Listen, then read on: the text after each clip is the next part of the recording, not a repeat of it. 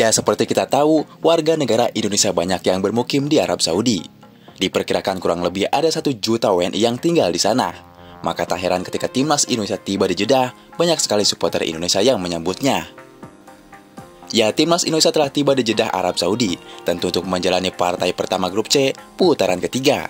Timnas Indonesia mendarat di King Abdul Aziz International Airport, Jeddah pada Minggu malam tadi.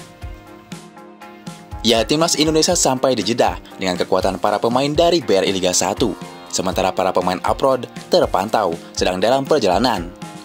Mereka pemain abroad berangkat dari negara kompetisinya masing-masing ke Arab Saudi. Ya, tentu kita sudah tidak sabar menantikan pertandingan yang ditunggu-tunggu oleh 250 juta fans Indonesia. Indonesia versus Arab Saudi adalah laga perdana paling penting. Jika Indonesia menang, kepercayaan pemain kita tentu akan meningkat. Setelah tiba di Jeddah, Sintayong pun optimis untuk meraih hasil yang baik. Pastinya, target mendapat hasil yang baik. Ia akan berusaha semaksimal mungkin dan saya bukan Tuhan, jadi saya tidak bisa tahu. Tetapi tetap, bola itu bundar, jadi situasi berubah akan seperti apa, tidak ada yang tahu juga. Tetapi kami akan berusaha semaksimal mungkin, ujar Sintayong.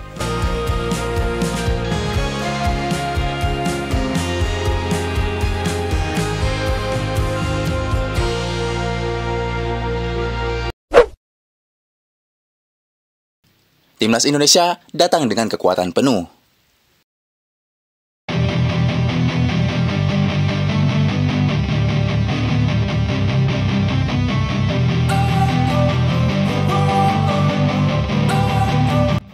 Yang menantang Arab Saudi dengan ranking 56 dunia pun tak akan membuat Sintayong ciut. Sekarang Indonesia mempunyai pemain-pemain elit, salah satunya pemain Serie A Italia. Sekelas Thailand pun tak punya pemain seperti Indonesia. Nah, di satu sisi, para pemain abroad sedang OTW dari negara tempat mereka main dan langsung ke Arab Saudi, seperti Jay Ijes misalnya, di mana ia langsung OTW ke Arab Saudi usai melakukan pertandingan melawan Torino. Ditambah Martin Pais yang juga akan hadir. Ya, meski absen melawan Arab Saudi, setidaknya menjadi penyemangat bagi skuad Garuda bahwa Indonesia datang ke markas Arab Saudi dengan kekuatan yang mengerikan.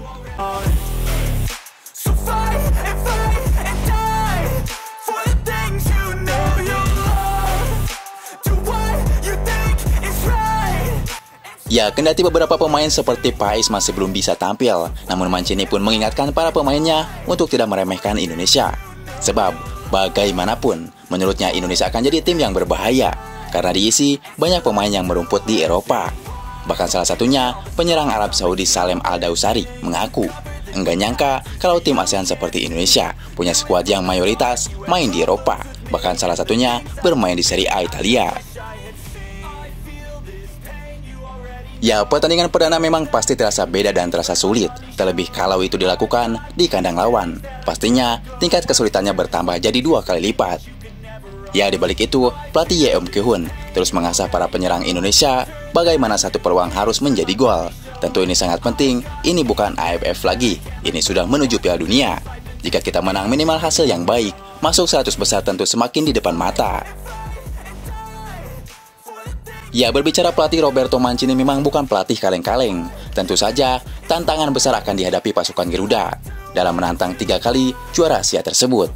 Karena selain faktor teknis, adapun main di suhu yang terbilang panas akan jadi tantangan tersendiri.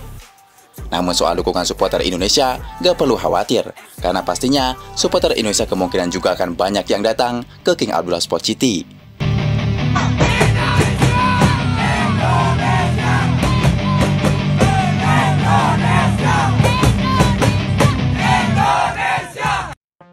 Ya, entah bagi Arab Saudi maupun Indonesia, laga perdana ini sama-sama dirasa penting, khususnya bagi Arab Saudi.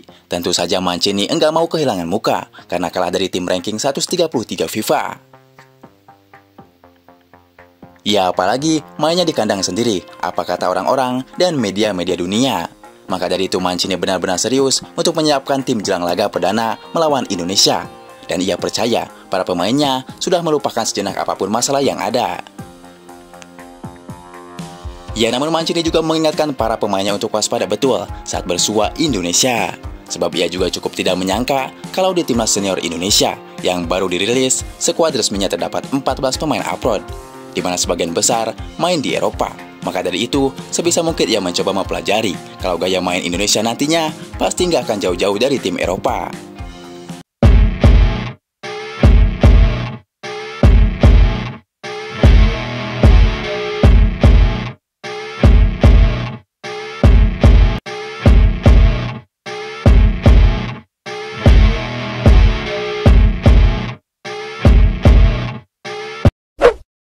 Saray'da güzel anılarım oldu. Bugün beni etkileyen oyuncu Cengiz Ünder'di. Zaten kendisinin yetenekleri.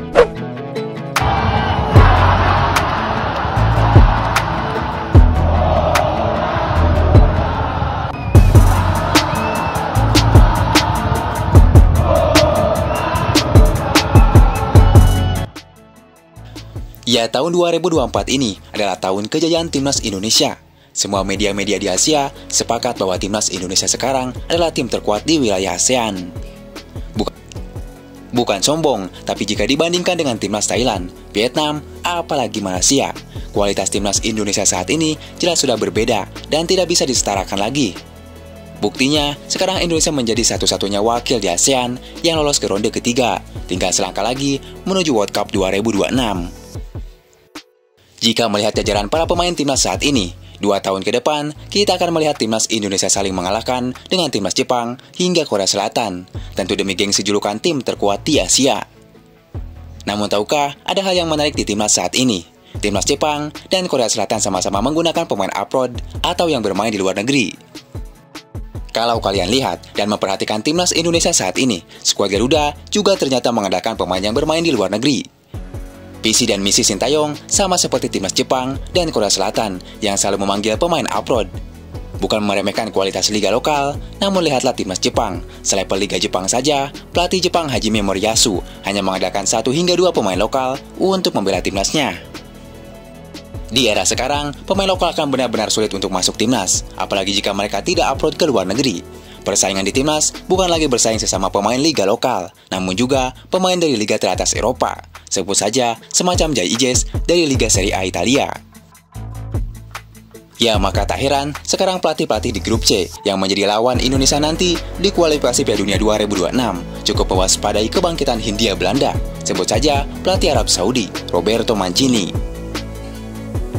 Mengapa begitu? Jelas alasannya, karena sekarang skuad Indonesia dihuni 99% pemain keturunan Eropa yang abroad.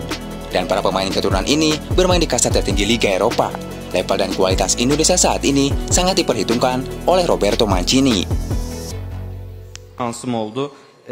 Diğer İtalyanlar da burada çalıştıkları için, oyuncular burada oynadık, bu ülkede oynadıkları için çok şanslılar. Ya, sebentar lagi Indonesia akan menghadapi timnas Arab Saudi 6 September 2024. Ini adalah laga pertama Indonesia di grup C. Asuhan Sintayong tersebut bakal away ke Arab Saudi. Tentu jika Federasi Arab Saudi memberikan kuota untuk fans Indonesia, apalagi kuota yang sangat banyak, dipastikan stadion markas Arab Saudi akan memerah. Apalagi banyak jutaan warga Indonesia yang tinggal di Arab Saudi.